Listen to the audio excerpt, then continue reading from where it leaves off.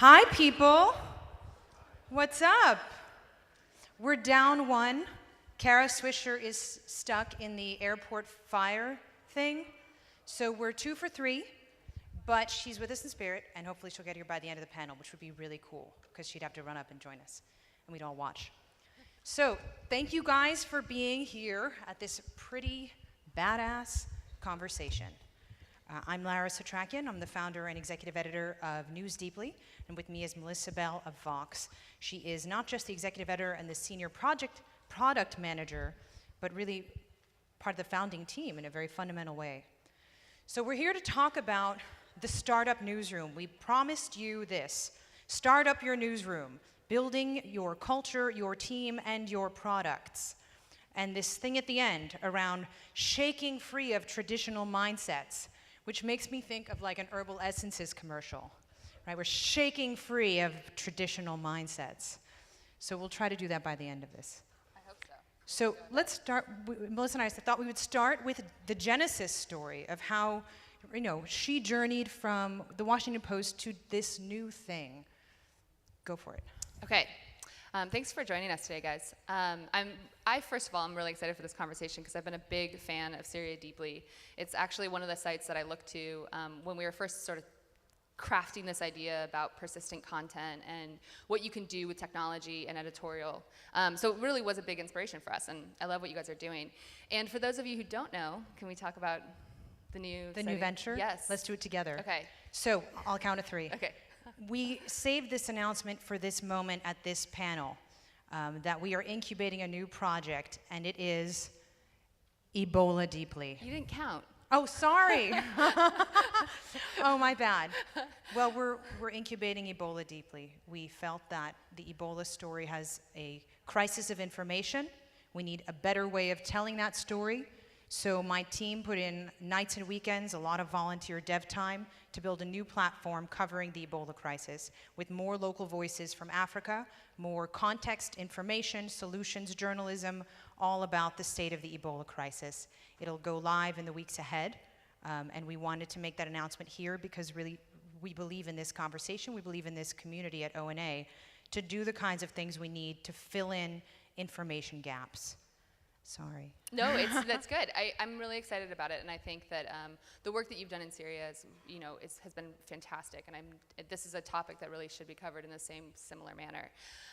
But anyway, to go back to the start, I think that when I hear the shaking off of traditional mindsets, to me, a lot of the genesis story that came from Vox was this Vox versus Washington Post idea. People are very intrigued in the traditional versus the new startup. And I want to just start from this place that is there. You can have a culture of creativity and startup in any newsroom anywhere right now. That's what's so exciting about it. The time that I spent at the Washington Post was some of the most innovative and creative time in my career. And I really, the things that I think that we can talk about are things we hope people can replicate in newsrooms anywhere. And are some of the tactics that we've learned over time, but are, really, if you have this sort of excitement about where we are with journalism today, you can make interesting things happen wherever you are. So I first started thinking about, the way that we deliver information to readers a few years ago when I was formerly a writer. I had been working in India. I first caught the startup bug when I went to India to help launch a newspaper there in partnership with the Wall Street Journal and the Hindustan Times called Mint newspaper. And it was thrilling to be part of this print organization that was really striking new ground in India. And we were focused on how to deliver content to a huge audience there.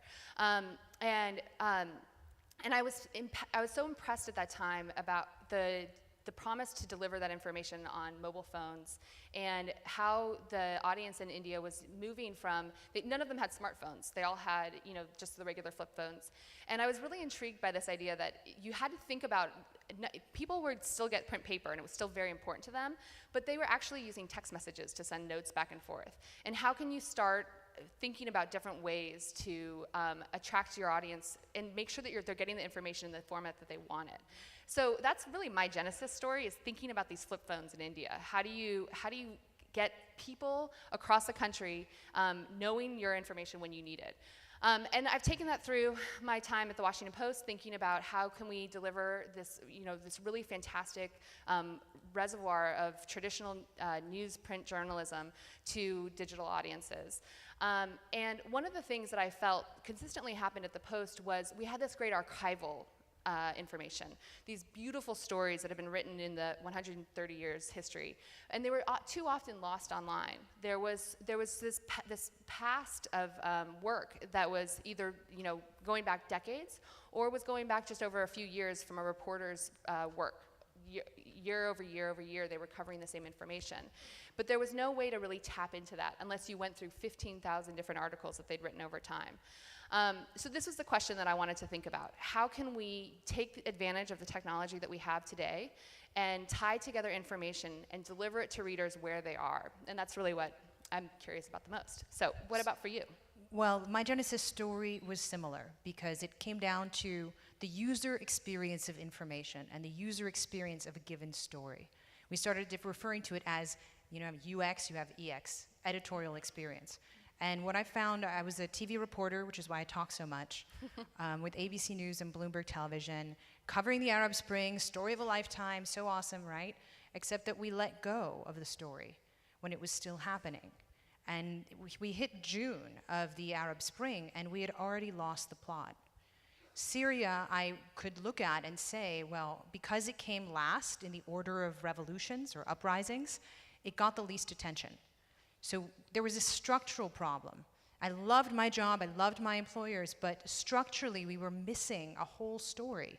And if you're a Middle East specialist 3 years ago watching Syria begin to shake, you know that's important. And all of us sort of watched it happen and watched it unfold. What would become ISIS was there 6 months in. It's not endemically Syrian, but as soon as it became chaotic, you had foreign fighters flowing in from everywhere. That border with Turkey, that border with Iraq has never been much of a barrier to entry. So we're watching all this happen, and I'm still doing my sort of traditional TV job, which is great, but with linear media, I felt that there wasn't enough time in the day to have that kind of consistency, right? Knowledge accrues with time. So why doesn't news accrue with time?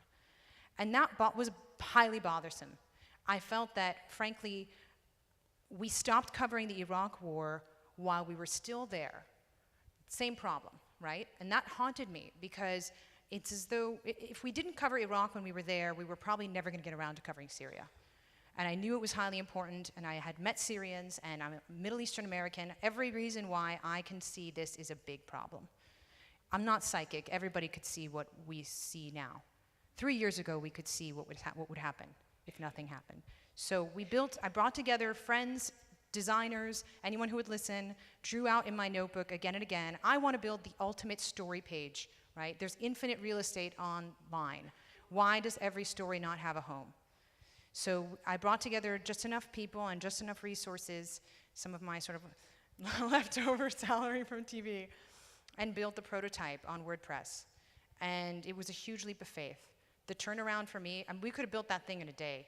We're building Ebola Deeply. It can go in a day. It takes us 2 hours to build a new Deeply.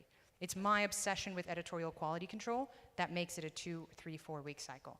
And we'll get that down too. But it's not easy. It's not easy breaking away. It's not easy doing your own thing. And back 2 years ago when we launched a single subject news site or a startup newsroom, it was still weird, right? And now we have, and I'm not saying this to make you blush on stage, but we have huge talents. You, Ezra Klein, Kara Swisher, Jessica Lesson, and now Bill Keller leaving the New York Times to start a single subject newsroom on criminal justice, the Marshall Project. It went from being weird to totally normal. And I think that was my Genesis story. And another part of that I think bears mentioning is when we started Syria Deeply, I often say we tell our story not because it's special, but because it's not. There are a lot of single subject news sites that came before us. Inside Climate News won the Pulitzer. Politico and SCOTUS blog were among the first, and they kicked butt. They're now giving every mainstream legacy news outlet a run for their money. And that includes money. Mind share, audience, subscription, revenue, all the things that come with vertical publishing. Right. So we boiled that all together. We were asked by Columbia University's J School to pull together the lessons learned. The startup newsroom, the lessons learned on revenue, on running a business, all of the above.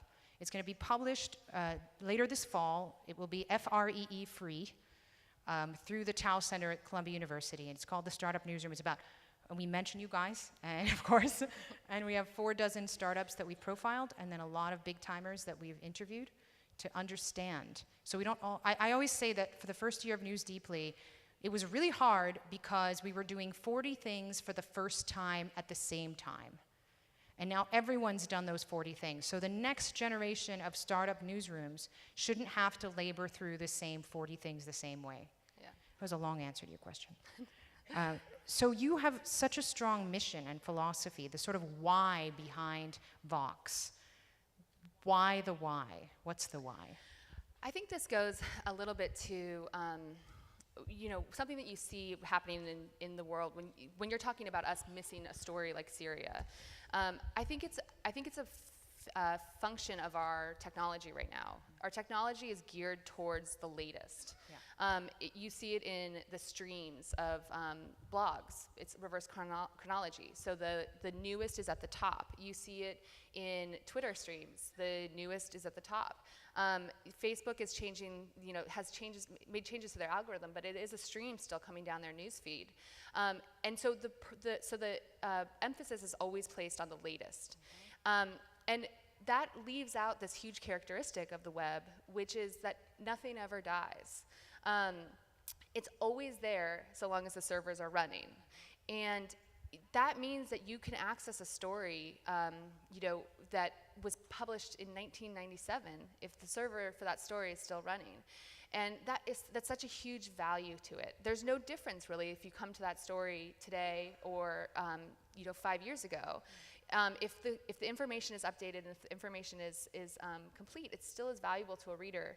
I mentioned yesterday in a conversation that one of the most popular stories on the Washington Post site when I was working there was a 2007 Gene Weingarten story called Pearls Before Breakfast. It's a beautiful story. You should all read it. And it's about a violinist playing in a subway station. It's a story that's just a beautiful story about the human nature. And it has a lasting quality to it that you can always come back to. And I think about this quality of persistence, this quality of longevity, and how can we use that to our advantage. So that's I think just a really exciting component of what we can do. And I think that is our promise and our hope is to help people use that characteristic to deliver the information they need when they need it, to get that context to a story, to get the understanding behind why something is happening. I think often of my sister when I think about the reader I have in my head, and she's a brilliant, wonderful, fantastic art teacher. She teaches K through 8th graders. She is an amazing teacher. She's in front of a class all day long. She's not sitting in front of her computer. She's interested in the world and she wants to know things about it. But when she's faced with a news story, to only see the latest to her is detrimental. She doesn't have necessarily the time to fully understand every single important instance that's happening in the world. But she still wants to know what's happening. She still wants to know, just at least give me some context so I can understand, start to shape my body of knowledge around this subject. And that's really our hope, is that we can help readers enter a story at whatever point their knowledge gap is at and lead them through the context to really give them the information that's important right now. It's funny because you guys came out very strong on this note of explanatory journalism. And, I think it provoked a lot of thought from folks who were just like, wait, isn't it all supposed to be explanatory? But then the backgrounder, the notion of the backstory, the background or the context has been missing. And I know a lot of major newsrooms, they don't really necessarily take the time to publish the backgrounder. BBC has done it. When we do a very thorough sweep before launching a Deeply of, is this needed? Who else is doing it? So you see around the landscape, okay, well, who's providing what? And the absence of the thing is what we tackle as new startups. And I think that's another reason why it can happen in-house if you're nimble and if you're willing to take these things on, because there's a clear absence of certain things, and you can, kind of verify and then go about the problem solving, right? So for you, explanatory journalism, how did that phrase kind of strike you, or was it? I mean, we sort of gave it to ourselves. We put "understand the news" on our subhead and whatnot, and so we're okay with that. We want to help people understand, what's happening in the world around them, and I think it's, I do think that there's a value in just simple explanation, and it is something that news organizations have always done. There's no doubt about it. It's funny to me because I always think that. There's no story that's ever been told. Every story has been told before. Every new technology and idea has some genesis from some other point in journalism.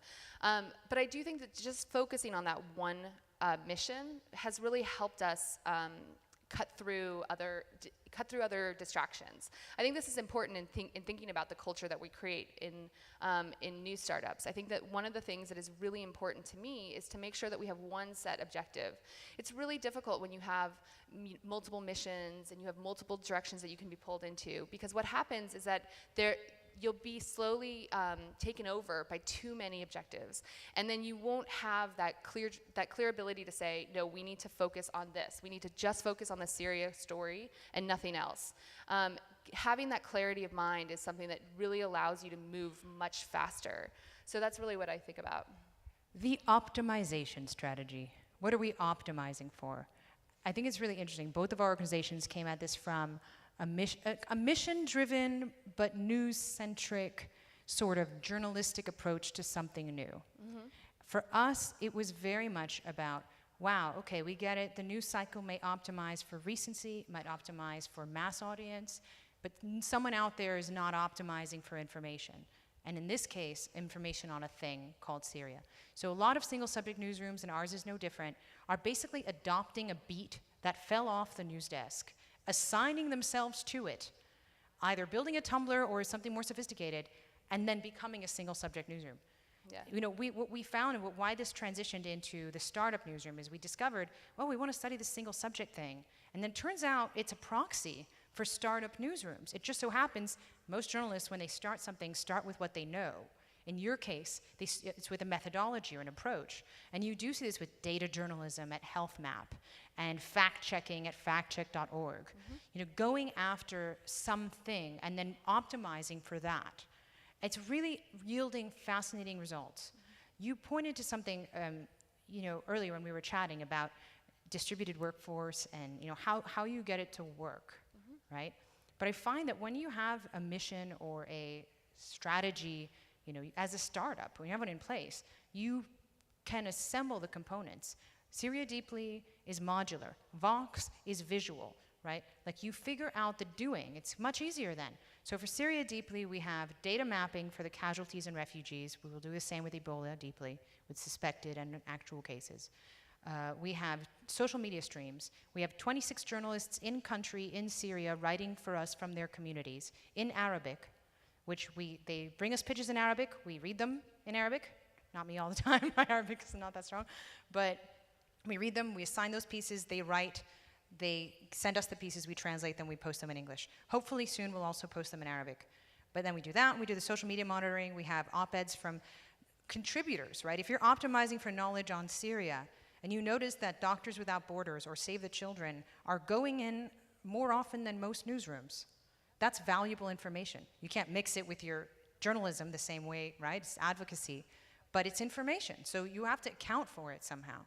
So it becomes a really interesting inventory of what is valuable to the user. What is information? As long as it's sourced.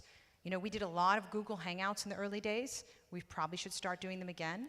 That culminated, we did a Google Hangout with John Kerry in the midst of this chemical weapons crisis. We put in the request to the State Department. They granted us an interview. Google helped us produce it, and we pulled in Nick Kristof to co-host. And then we had teachers in their classrooms using Syria Deeply to teach Syria in the classroom, which turned into a whole project called Teach Syria. We launched Teach Syria. Amazing response we partnered with the National Council for Social Studies on how to turn that content on Syria into here's what the heck's happening, sort of background and context for students. And when we presented it, we had all these teachers come to us and say, can you please do teach objective that we no longer know how to explain? That's an information breakdown. During the crisis last year, when we were debating a strike on Syria, we are on MSNBC talking about this, and they flashed this. I was really kind of taken aback. They were discussing what Syria deeply is, and they put up this quote that 45% of Americans didn't have opinion and didn't have an opinion on whether to strike Syria. They felt that they didn't have enough information to make a call. So my sad joke is that we are a country with a very low bar for having an opinion. And 45% of people cannot formulate an opinion. That's an information failure. So when I look at single subject, whatever we call it, and it's not just us, it's Inside Climate News, it's Tehran Bureau, it's North Korea News, everyone is out there trying to repopulate the landscape with information that we consider important. Right. I think that something that when you mention single subject topics, I think that we think about this in terms of communities.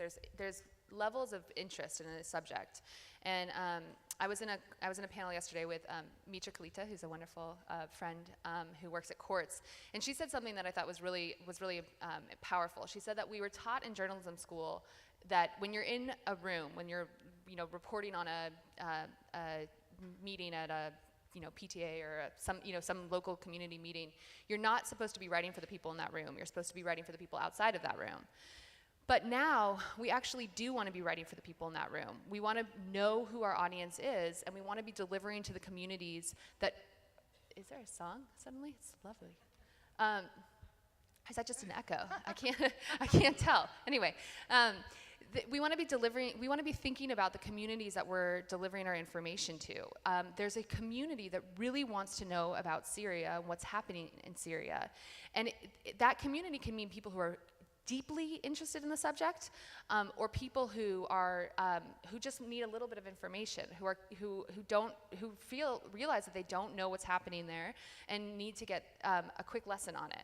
And it's on us to really think about the ways that we can get that information to them. We're falling down on our jobs if we're not thinking about how there's really loyal, interested, curious readers out there who want to know about things like, you mentioned the Marshall Project, or things like Syria, or across the whole spectrum of stories. I mean, there's people who may today really be interested in something that's happening with Beyonce, and the next day they want to know, that same person will want to know information about the Israel-Palestinian conflict. And we, as reporters and news deliverers, need to figure out how to get them that access and the level of information that they need. So I think about it in terms of the community when you're thinking about that certain subject. Is it the same community that's showing up on Vox that you expected? Did you have a target audience in mind, and is that largely what you're saying? Yeah, I think that we have different audiences that come, and we think about this. We think about this with our stories. We do have a base audience that we really want to see coming back to us, that are learning to know us, and to hopefully see that we're delivering them a product that helps them understand what's happening in the world around them. And we're seeing that audience grow, and that's great. But we also think about the fact that there's audiences all over there, all across the internet, that we want to reach too. There's audiences that we want to reach through, search engines, and there's audiences that we want to reach through social media platforms. And we need to think about those audiences are just as important to access as the audiences that come to us every single day. So I do think that we have found a strong readership that we're really excited about, and we hope to grow with that. But we also want to continue to keep it a priority for us to think about the delivery of our news across every single device, across every single platform, because that's really a goal. It's not just that we are missing the context, it's also that we've created this structure that doesn't actually deliver the context when they need it.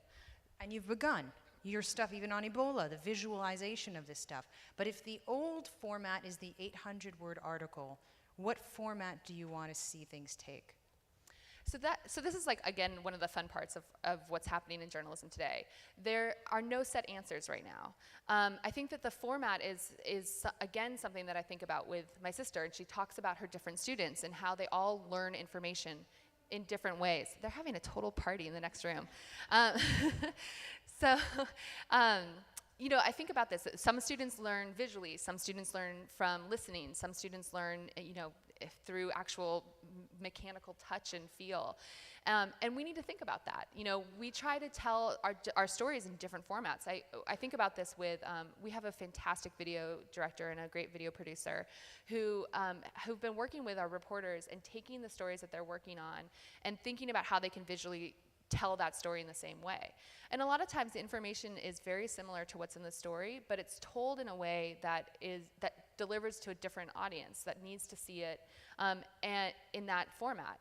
And so when we think about formats, there's no one format. We really try hard to constantly experiment and try different tactics. And this is something that I think is really important for our new startup, is the way that we've organized our team. We really believe that everyone, there should be different levels of technique and skill that every person has. Some people write with text, some people write in video, some people write in code and can build, you know, fantastic projects for us to tell our reporting. So what we want to do with our team is to have it as integrated as possible, to have developers sitting next to designers, to have reporters talking to our videographers, to have that constant creativity and flow happening, so that that we can be really creative with our formats, so we don't get stuck with one type of article. You're touching on something that I'm really aligned with, this notion of news as knowledge transfer. And if you're aiming for knowledge transfer, these are all languages. Just like when you go English to Arabic, right? We go English to Arabic so that we can surface inherent knowledge. Same with your data miners. What are they going to pull up? That was there, you know? These stories in Syria are there.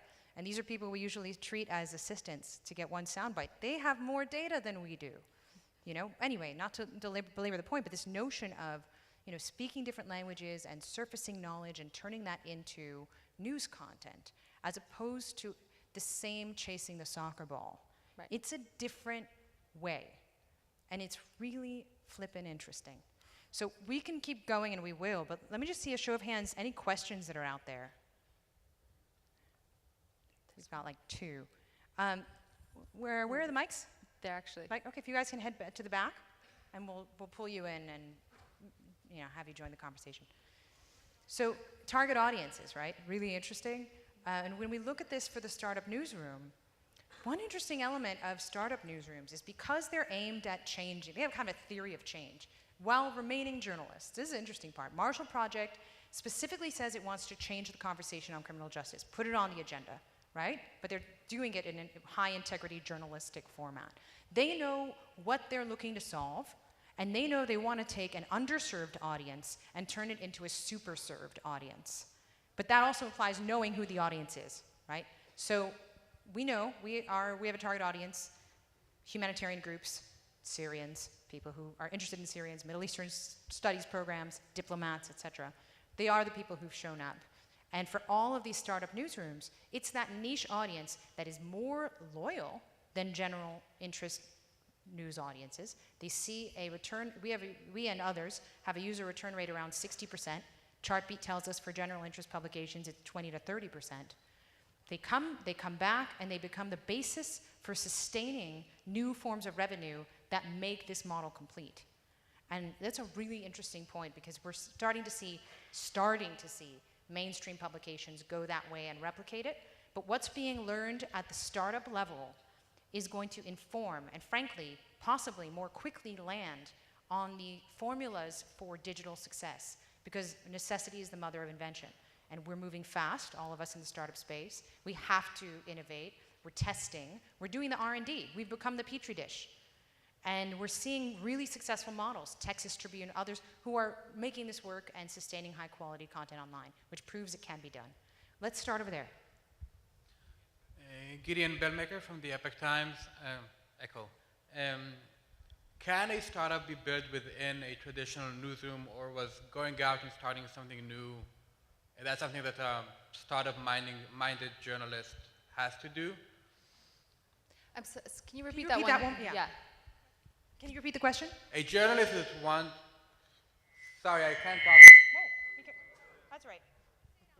Just say it out loud, and we'll repeat it from where you are.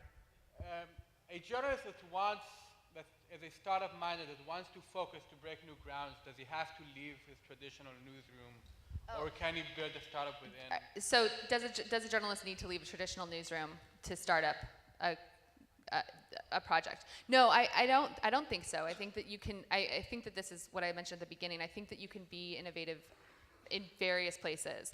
I think that like what I've seen with your work and with our work is that you have to take what the examples of what's happening online. We sort of have a joke at Vox Media that we sprung from the hacker culture. We were really led by this team of hacker developers at the genesis of the company. It's Vox Media, for those of you who don't know, it has 7 verticals: SB Nation, The Verge, Polygon, Eater, Curbed, Racked, and Vox.com. And it started with SB Nation. It was just a group of friends who got together and said, I really want to do this project. I care about this and I want to do it together, and we're going to make this blog network for sports blogs because we're huge Texas Astro fans, and let's make it happen. And that hacker idea has permeated the culture of our company. We have a lot of people who care deeply about a project and tackle it not because anyone told them to, but because they just want to see something awesome get built. And that's so much fun, and you can do that anywhere. If you see, I think that if you're in a traditional newsroom, I mean, I worked at the Washington Post for 4 years, and there was a ton of great stuff coming out of there. There still is a ton of great stuff that comes out of there. And it's these people who are really passionate about some story or some idea, and that just jump on it and, like a bulldog, and clamp down and don't let go until you have it built. And I think that that's really the idea. You take inspiration from that sort of like hacker idea of just like, let's get this done, let's make this happen. We also talk about hacking the news cycle. That's one of our explicit goals with Syria Deeply and Ebola Deeply. The idea is to create this content, give it away, and just get more of this coverage in the news cycle. So ABC News, Christian Science Monitor, and others just run our pieces wholesale. That's cool because we've Creative Commons licensed it. So our strategy was to find models to pay for us to do Syria Deeply and then share it far and wide. And so we consider hacking the news cycle in terms of, if you were to do a content analysis of how much reporting and information there is on an issue, can we move the needle? And a lot of people have studied whether the culture of legacy news organizations is somewhat allergic to innovation and entrepreneurship. Obviously, there's no standard answer. We've seen incredible innovation, and now including the Washington Post, including Atlantic Media. They pioneered the use of live events to sustain the whole company, or contribute to sustaining a whole company. But so it varies. But there has been, frankly, let's be honest, an allergic reaction to experimentation sometimes, an allergic reaction to spending money on experimentation sometimes, and an incapacity to be flexible on design in some cases. So, and I think we saw it with the New York Times Innovation Memo. There's now a deep think happening around these organizations and how to change the culture in a way to allow for more of these creative ideas to rise. It may also be, just something that is going to ascend, right? This is not across the board, so I don't want to get pelted with tomatoes, but there are also generational shifts happening and expectations and consumption patterns, right? So those have to take root for these organizations to move faster. My take. Hey, I'm Eitan Horowitz. I'm a senior mobile editor at CNN, which was the original, I guess, news startup 30 years ago, but is now obviously a very big company. So similar question, but sort of wondering for each of you if you're able to share, like, how seriously did you try to do the internal startup thing? And kind of, if you were to go back, now knowing what you've learned, what might you do differently, sort of as a way for those of us in big companies to think about, you guys have gone out and done it, right? And like, what can you offer us? So however you want to. I think we can really take it from backwards, right? Yeah. From the lessons we would re-import rather than our own. Sure. Fair enough. We don't want to denigrate anyone. Yeah. I think that one of the biggest things to me is this idea of fast failure. This came out of a conversation that I had this morning, and you have to be able to fail with ideas, because you learn so much from the failures. And then you're able to grow and get better. And the next time around, you'll probably use some of the same ideas that you had for the first idea, but it's going to be a lot stronger this time around. And if you really encourage and forgive those failures, you will have a much stronger culture to really be creative and really be exciting and insightful. And I think that this is something that is frightening, I think, for traditional media companies. And I understand why. We went through a massive change, in the industry, and it's difficult because any change or any idea is something that, like, there's a lot riding on those things. But I think that what you can do, from any position that you're in, I think that is to try to start small. You have to start with small ideas and small projects and show that it's okay if you fail on one project and you can move on to the next one. But the idea is to keep trying and take like a little corner is really what I think is like successful. I think when I was at the Post, one of the things that they like to do is sort of set up these like little groups around the room that allowed sort of these, allowed 3 or 4 people to get together and kind of innovate and think about how to, grow our audience, for instance, or, start a group of network blogs, for instance. And that is something that can grow out from a small start. And this goes back to what we're talking about is having that sort of that idea of like, this is the vision for this company. I wanted to work on something that had a very clear mission that was directed in one path. And so you take that idea and you put it into a traditional media company, but you start in one corner, and then it grows outward from there. And that's really my recommendation is to, forgive failures and also to start small.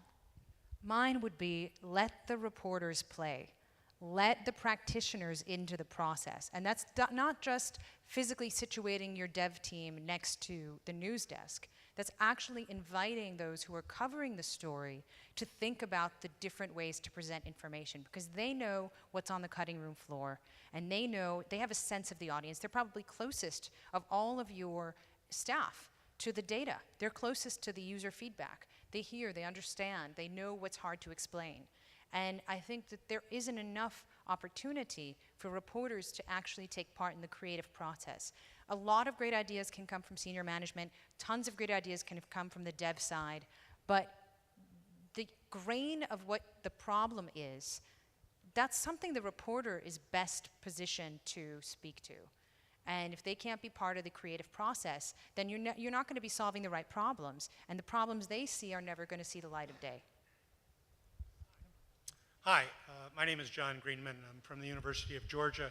I wanted to ask you about exit strategies. Journalists are great about starting things. They're lousy about stopping things. Thinking about single subject newsrooms, especially the deeplies, have you any experience yet about stopping a subject, or have you given thought to how you're going to approach that in some systematic way? Yes, we have. We consider ourselves capable of building pop-up stores for news stories. Ebola Deeply will launch for 6 months. We hope that in that time the story will be over and we'll retire the site. Syria, unfortunately, isn't going away. But we've thought about going back to reverse design what would have been the ideal Hurricane Sandy Deeply, to have it ready to go for any natural disaster, because there will be more, right? So how do you stand up the story page when it's needed, as it's needed? So that's the exit strategy by story. And it's very fun, actually. It's a fun intellectual exercise to think about what's needed, when, and for how long. But I can guarantee you it's longer than we currently give it on the news desk. Actually, to tell you the truth, to be completely honest, since we're being completely honest, part of I thought about Ebola Deeply and whether we had to do it, whether it was on us to do it. And it was on us to do it, because we've created a model that can do that, stand up for as long as it's needed and hear information from different people. But the kicker for me was getting voices, friends from Africa, journalists who cover Africa, pointing me to what I know to be true, which is and it even happened yesterday, one shooting in the US and the Ebola story is off the agenda, largely. And I guess we've come to accept that that's how things work. But when you face a disease, an infectious disease that is everyone's problem, whether we know it or not, that, it is a story that can't just disappear when we run for the next soccer ball. Anything you want to add? Yeah, so at Vox.com we've created something, it's called Card Stacks, and it's really our topic resource that we see is, we want to promise the readers that we're going to keep them updated, keep them, rich resources that they can return to understand the top level of the context for most big stories like ISIS or Ebola. We just actually launched a great Ebola card stack today that has a ton of resource and information for readers in there. And when we think about this, we know that it's going to be very difficult for a small team to constantly keep updating card stacks as we're continuing to develop them. And we're excited about that idea, that at some point there's going to be some that will remain sort of frozen in time, and this is the completion of the story. But I think that both of us are trying to solve something that allows people to come to the stories when they're interested in them, and that doesn't necessarily mean that it's when when the news cycle is peaking. I think about this. I was having a funny conversation about documentary films now. There used to be these great documentary films online that you would sit down for an hour because you wanted to watch like the Bengal tiger stalk through the jungle, and it was this event on television, and we all sat there together and watched at the same time. Now you can pull it up on Netflix whenever you want. So you're still seeing that documentary. You're still seeking that information. You still want to see the tiger, but it's not necessarily just when we think you're going to need it in the morning or when at certain times. So we have to think about that with our content, and that doesn't mean that we shouldn't be publishing that content, that we shouldn't be maintaining the content. We need to be maintaining it because when it is necessary, when that reader does want it, we should be able to say, here you go, here's this package. #See the tiger. #See the tiger. But I have to say one thing, and this is where I get angry. I don't usually get angry, but I'm furious at the practice of just-in-time journalism. It's not good for anyone. We only get around to covering something when it's reached a point where it's practically unsolvable and impossible to understand. It's a problem. And we are looking at Arctic deeply next, and it's because people convince us you can't only start covering the Arctic when there's an oil spill, and we don't know who's responsible and what happens when there's an oil spill, right? That was supposed to be next. Ebola jumped the queue. But, just-in-time journalism is not, as a species, not a very good idea. And that's partially why we select issues that we think are species-level issues that we might be missing out on, and that we can't afford to wait until it's so complicated that there's no hope of solving it and no hope of understanding it. It's just not what I want our generation to create. Is there another question over there? Yeah. Yes, hi, Liz Heron from Facebook. Thank you so much for doing this panel. It's really fascinating, and I'm so happy that we're living in a time when we have all these new startups starting to proliferate. I wanted to ask you guys about the unfortunate tendencies at times of the media to focus on the male startup founders, and just get your thoughts on what it's like being a female founder in this environment, and whether you have any advice for other women looking to start things up. Let me make this clear. It is harder to be a female startup founder than it is to be a male startup founder. I didn't think that was true. I would have never said it 3 years ago, but there are challenges. Now, the fact that this was a panel of badass women is not simply reflective of the fact that they chose badass women and made this that. It's that there are a lot of badass women doing this, and they're excellent, and they are under-trumpeted, let's say.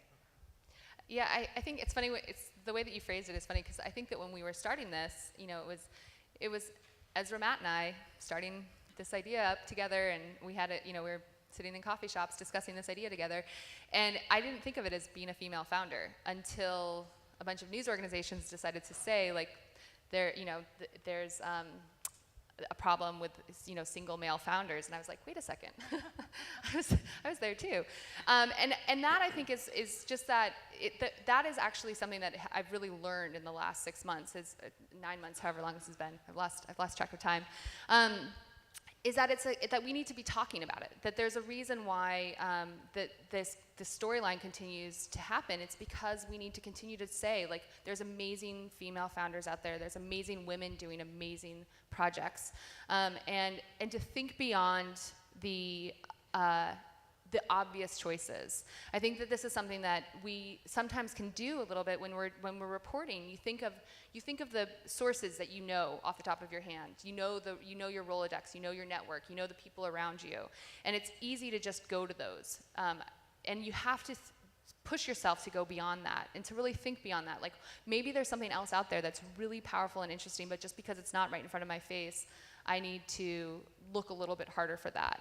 And I think that that's what the story tells to me. I think showed to me over the last this last experience is that there's sometimes a lack of pushing ourselves to go beyond the usual suspects, and we need to do a better job of that. It's also gendered in a lot of ways, and I don't usually belabor this point, except that it's a practical necessity. It is harder for women startup founders to get funding. And some of that is the environment and the culture of funding and VCs and et cetera. And some of it, frankly, is behavior patterns that we need to look at ourselves. I joke that there's a swagger gap. The guys who start things have a lot of swagger, and the girls who start things don't have that swagger. We kind of wait till we have a whole body of evidence before we have an inch of confidence, which I think is kind of fair, right? But there's a swagger gap, and that ends up skewing the landscape of outcomes. I've seen it now, enough to believe it. Yeah, and I also just think that, again, there's so much value to having diversity, to having women in leadership, to having a diverse and rich staff. You have to think about what I just mentioned. A little bit of an idea of reaching just what you have in front of your face. If you have a huge wide range of interests and subject areas in your staff that they're curious about, then you'll be protected, even if they are doing just the stuff that they're hearing from their friends and thinking about that they're spotting in their culture.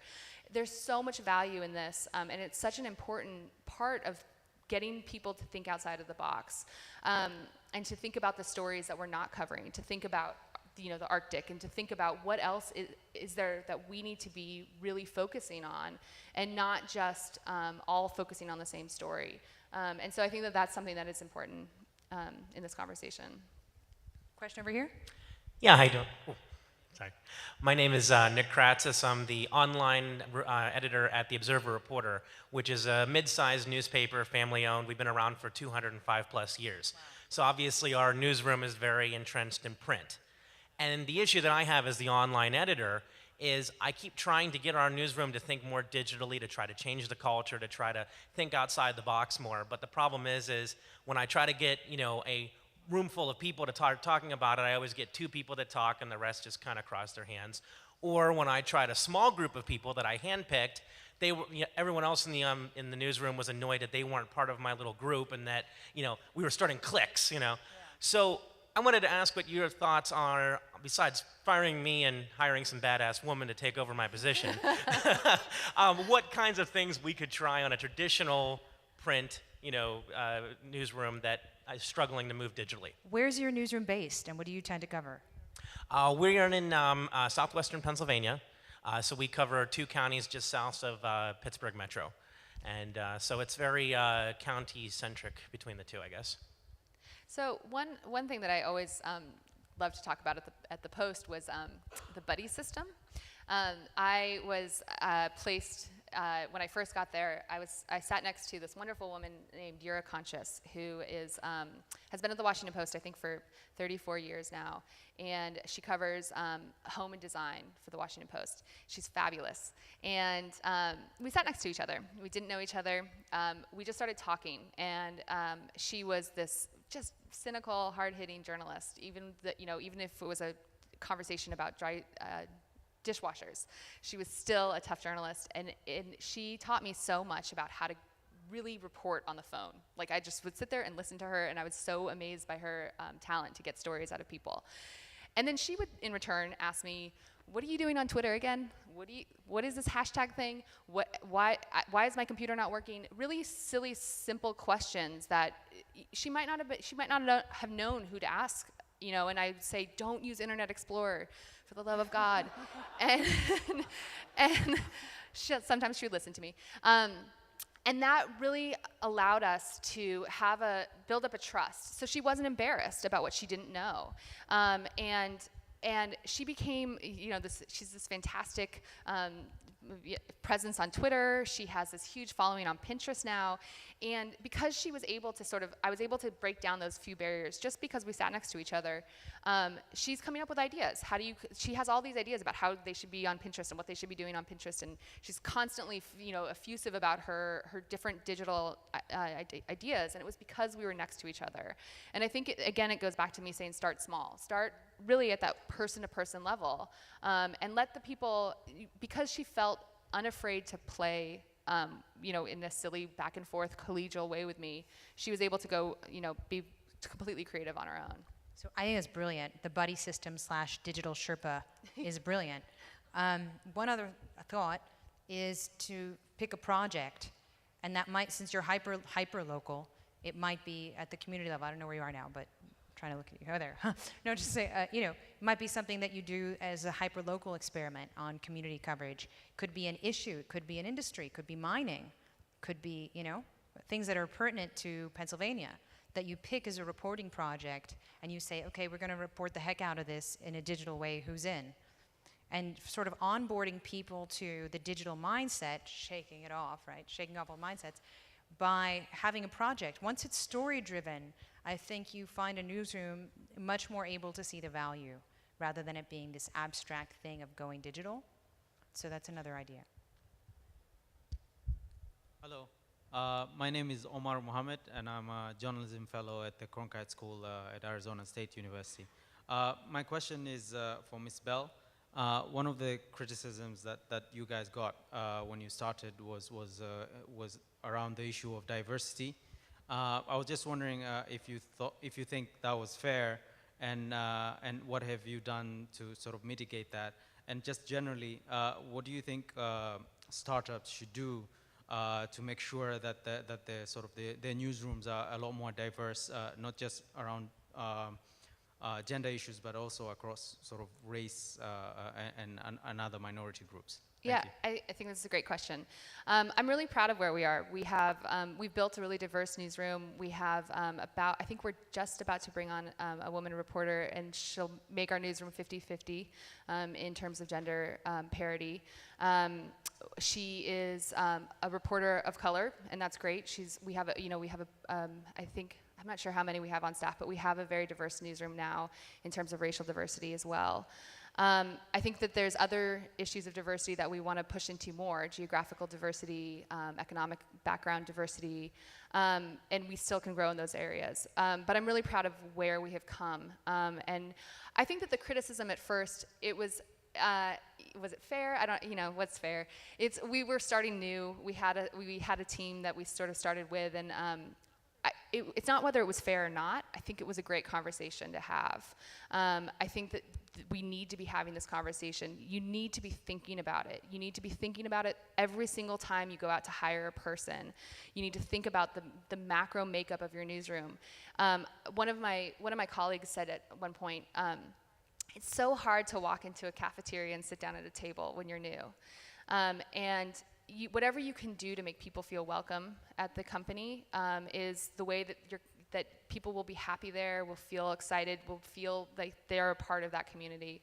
And the way to do it is to be constantly aware of what's happening. And if you're not thinking about it every single time you go out to post a job, then you will slip, and you will not push into more diverse hiring principles. And I think that this is why this conversation I'm really excited about that started and then has continued.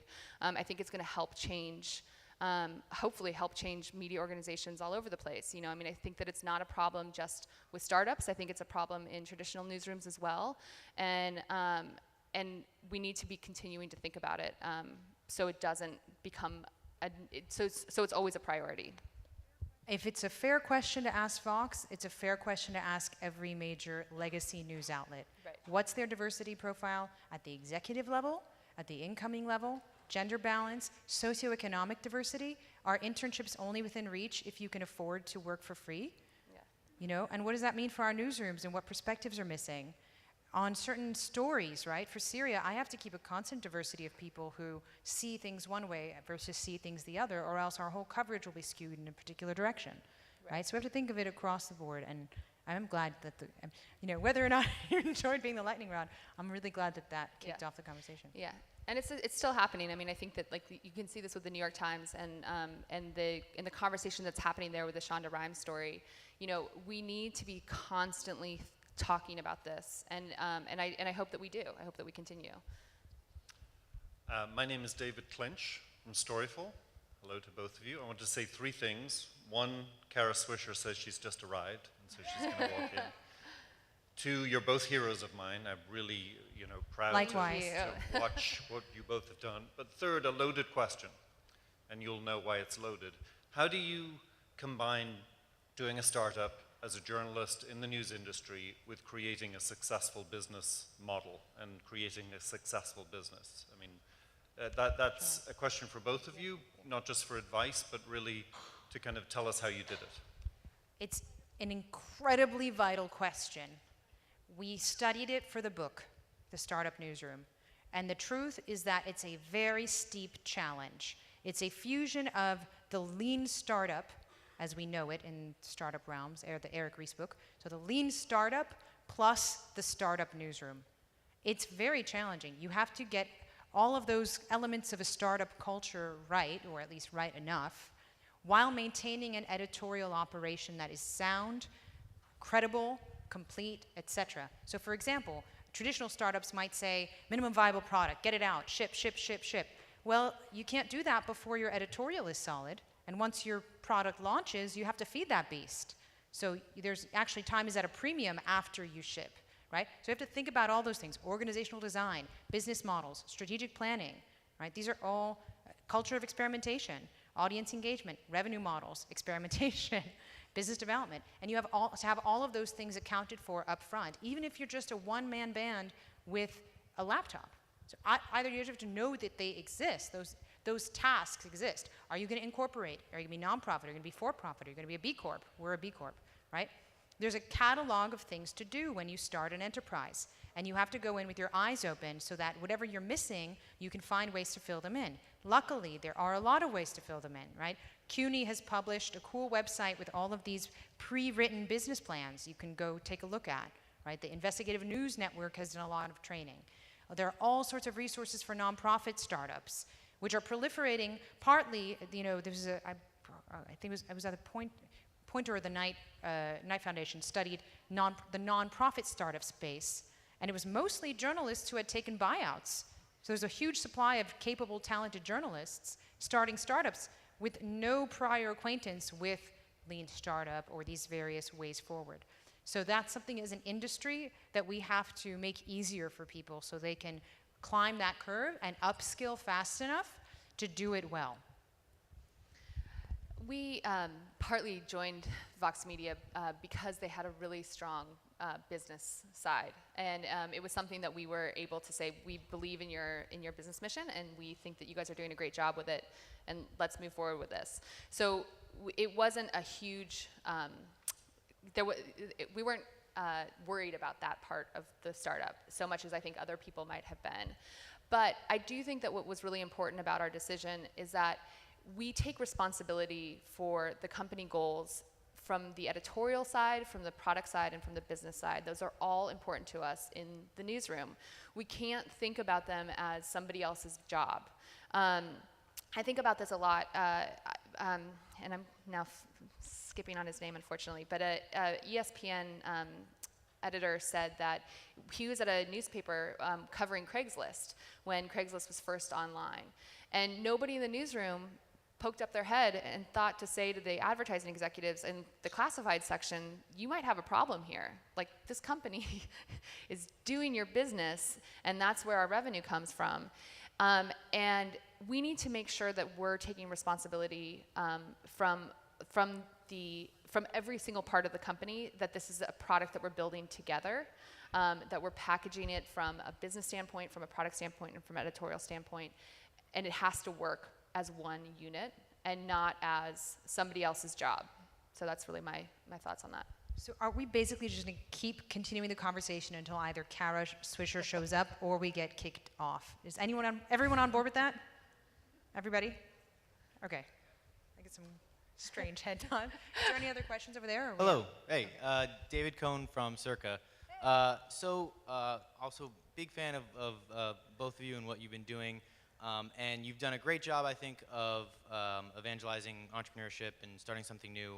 I'm a big believer in that and supportive of that as well. But I also think it's important, and don't want to change the mood into a bummer, but to talk about the realities and the low points and, you know, some of the things that you have to give up, et cetera. I'm curious to hear from both of you, what are either the lows or the things that you feel like you've had to give up that maybe were unique as a result of going an entrepreneurial route? For me, when leaving a company like the Washington Post that has just sort of this like rich tradition, and I miss the archives. I miss the you know, this. They have a staff of just brilliant journalists and editors there that are, you know, that's just a resource that, you know, you can't tap into when you have a newsroom of 34 people. That it's a difference. Hi. Hey, everybody clap. Woo-hoo! We'll let you settle in while we finish the question. No comment. I think that there's, I think I miss, you know, having just a lot of resources. Talented big newsrooms have a lot of great resources. But there's also a lot of benefits in being small. I think that you can really, you know, think about how to create a culture of your own and really bear down on that project as a unit together when you're in a smaller newsroom. So I guess it's, you know, it's a plus and minus. I've had to give up doing a lot of my own reporting. I don't get to do authorship. Yeah. You know, I'm responsible for a team and a mission and an idea, and I've knowingly dedicated 2 to 5 years of my life ahead to cracking this model and seeing how we monetize in-depth coverage so that it can last. So I give up my own analysis on the Middle East for a while, which is sad because there's a big world out there. But also, it's certainly not always easy. We have revenue streams from a few different directions that keep us going, but you never really know where it's going to come from next. You have lots of near-death experiences as a startup, you know, and the best thing I find is to sort of find the other people who are in it with you and just hold hands for a little bit, and then the moment passes. But every startup has that experience. You also go through a personal transformation like no other when you're running your own thing, and you examine your own patterns and you run people. I mean, journalists don't run things. We just generally don't. We do our own thing. Well, we run our mouths all the time, really, let's be honest. The question was, what are the challenges? What do you give up for doing it your way? Oh, well, what other way is there but my way, I feel.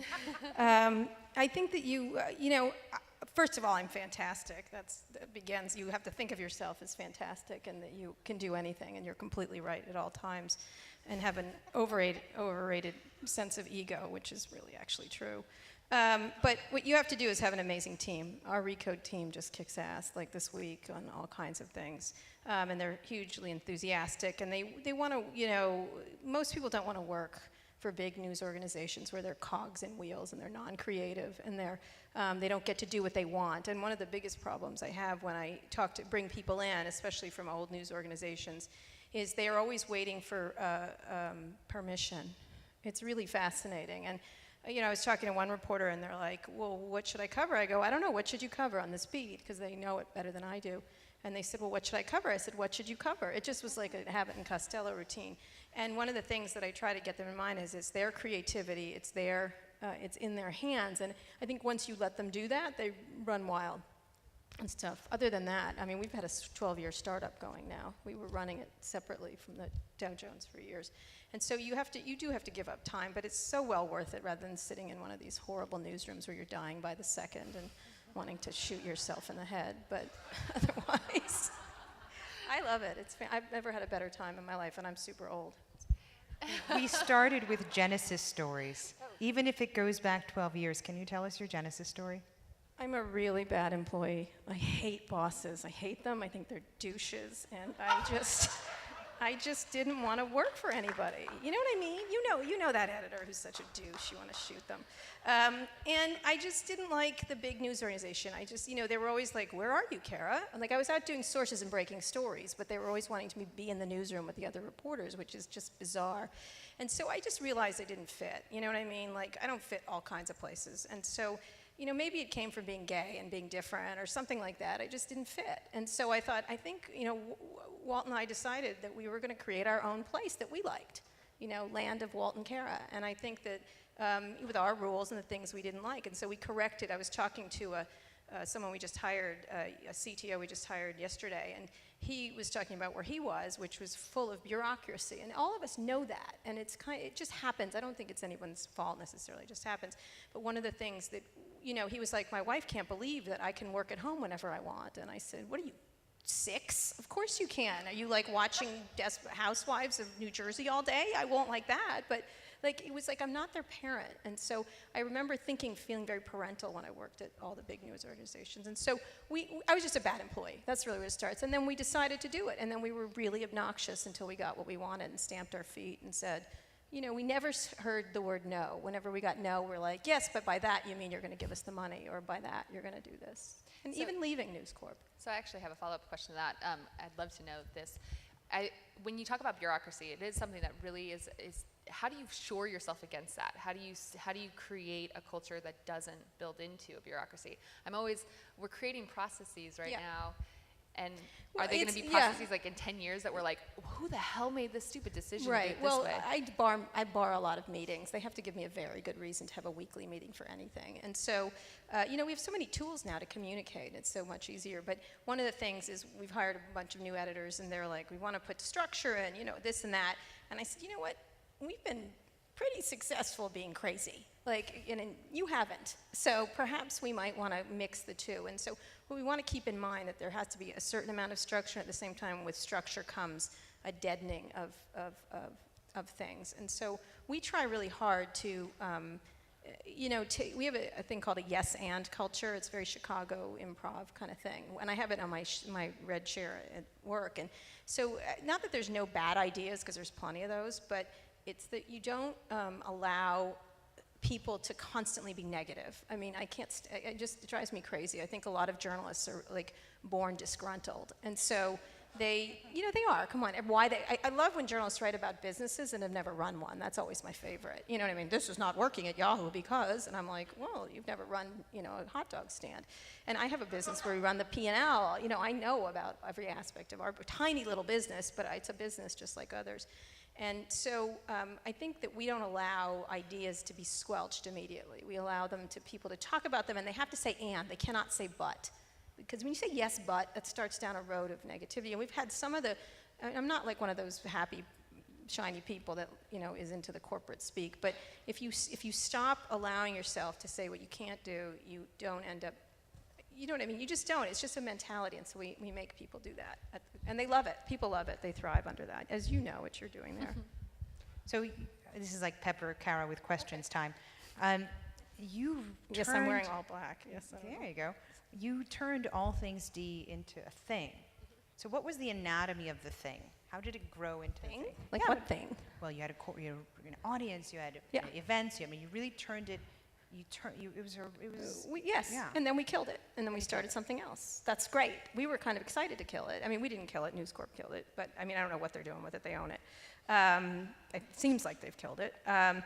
What we wanted to do was land it well, by the way, at the end, and we did it all the way to the end. We were fantastic right up until December 31st, and then we just turned the next thing on. And it was kind of exciting to the idea of starting a new brand, because we could do all kinds of new things, because that was sort of fun for us. So how do we create the thing? We wanted to be interesting. Like, for example, we started with the events, even though we wanted to start with the blog, but the Journal at the time, whoever the owners were, whatever owners owned it then, they wouldn't give us the money to start the blog.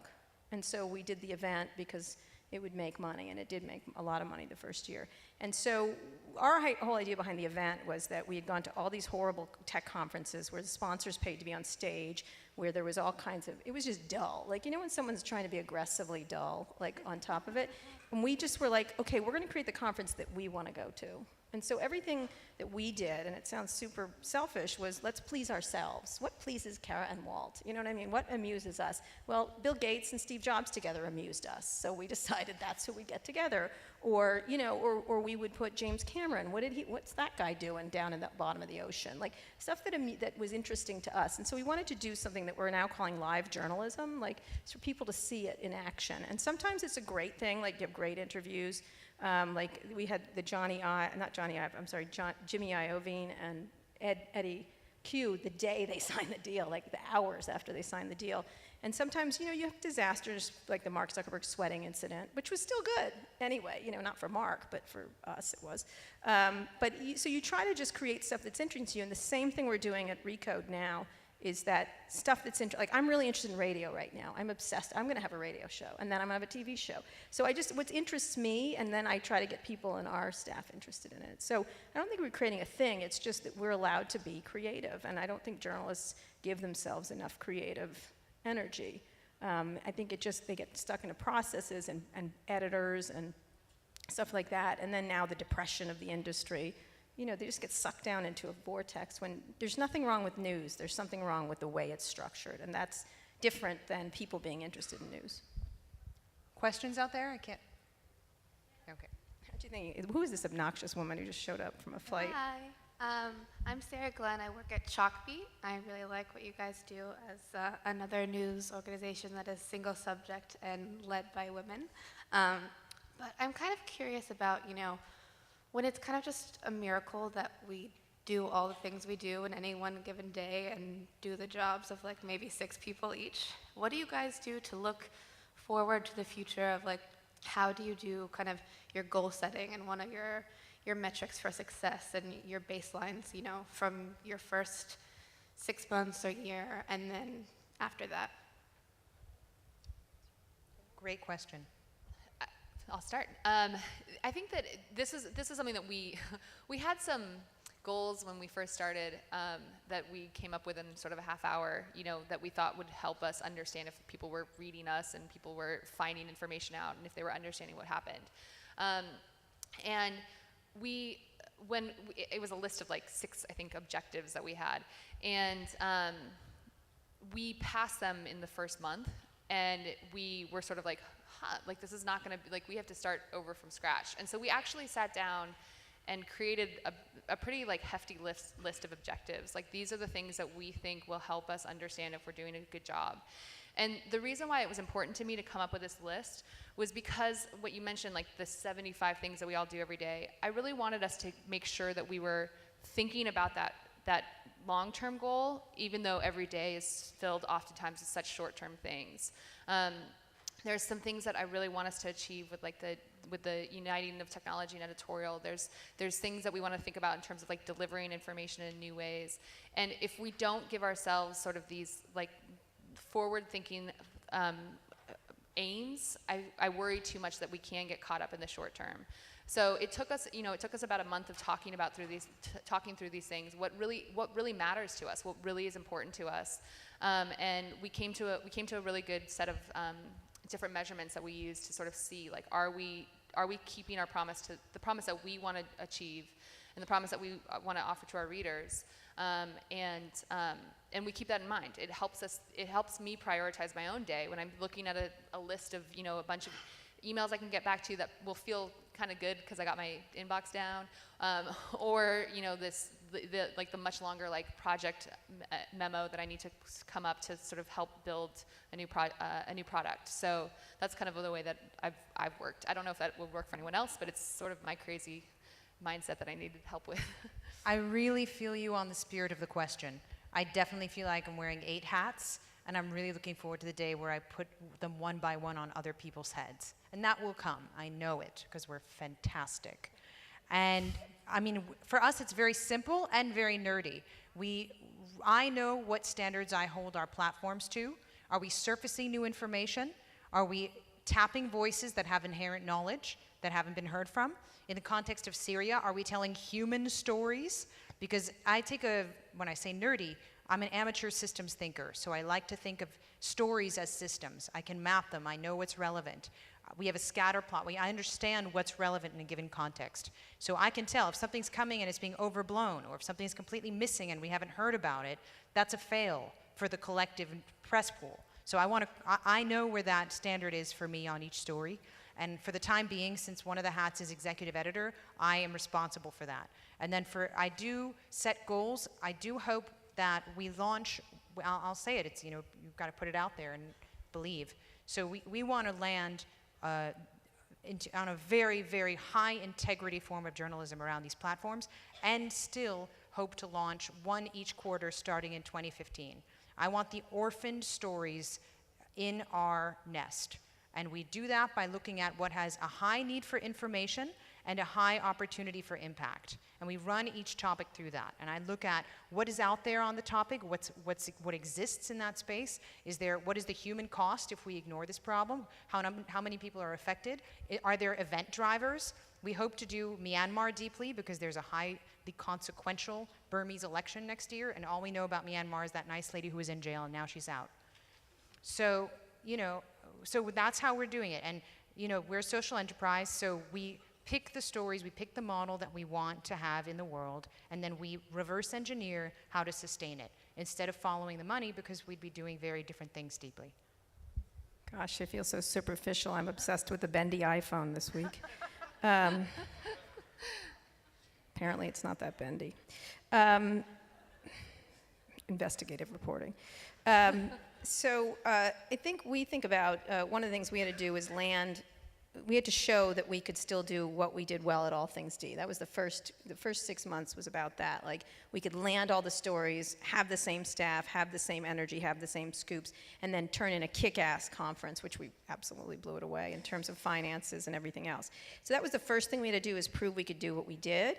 And now we're trying to sort of disrupt all that and try to figure out what new things we could do. So we've been doing these series, longer pieces. We've been trying to do things in different ways, like covering things. Can we do an entire story in vines? Can we do an entire story in texts and stuff like that? And so we're trying to do different ways of reporting the news.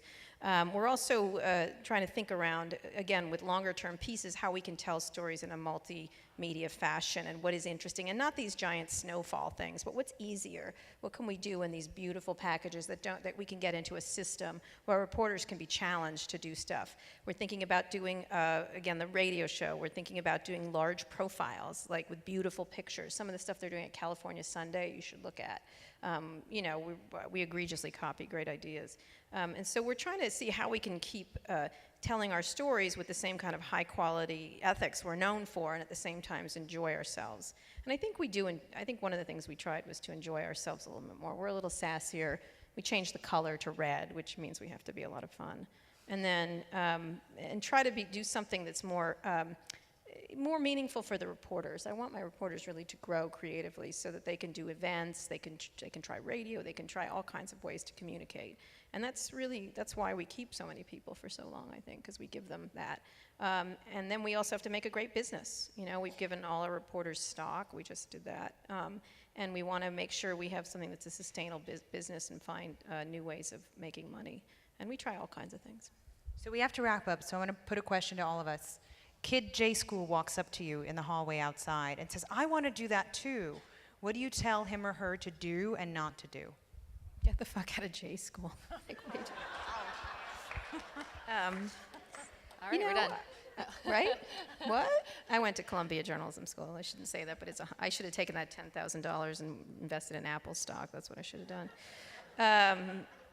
Or any other stock, it doesn't matter. It was such a waste of money. Oh, I love you, Columbia. Sorry. I think I'm doing an event for them soon. I guess not. I think, what? Oh, are you there? I'm sorry. But you know what I mean. Like, at my time, let me just tell you, when I was there, they had typewriters, okay? And I kept saying, computers are really, hip. The kids love the computers. And I was literally typing on and not an electric one either. But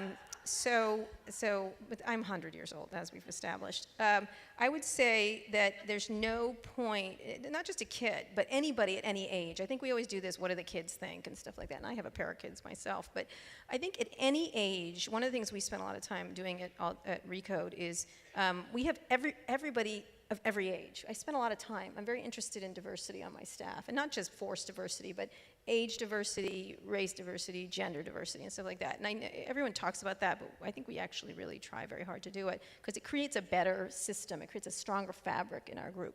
And so one of the things I'd say is at any age that you can walk away from what you're doing if you hate it and stop and do something that you love. because Walt and I have never been more passionate than when we started this. Never had a better time, never enjoyed ourselves, never were mentally challenged more, and that if you think you have to fit into a certain thing and go from one thing to the other, you're 100% wrong.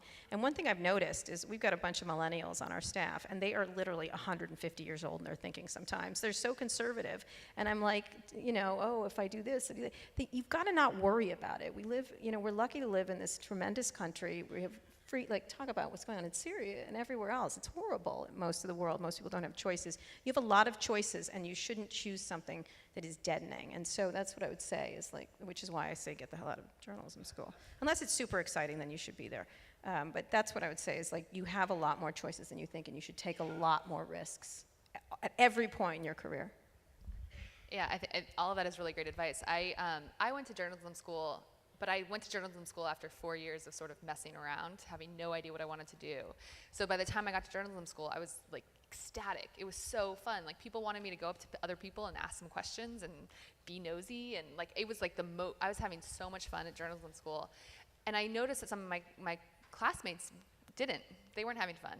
And they were going because they felt like they should be there. And that to me was that was sad. That was, do this thing because you love it. Do this thing because it's exciting and thrilling to you. Do whatever it is that you are curious about. We get paid to be curious. I mean, that's such a total thrill. And if you tamp down your own curiosity, you give up the excitement about what we get to do for a job every day. Find something else to do. And I think that you mentioned that you want to have fun in your newsroom, and you want to encourage your writers to do to sort of break out of the boxes and do more interesting things. I think that's really that we're able to do that right now. Technology is easy enough for us to experiment with in so many different ways. Storytelling it's so much easier to find the stories out there. And there's just so much opportunity. So that's really what I'd say is go out and pursue your passions. I would just say don't worry. I spent too much time worrying in the first year, and now I've recouped that energy.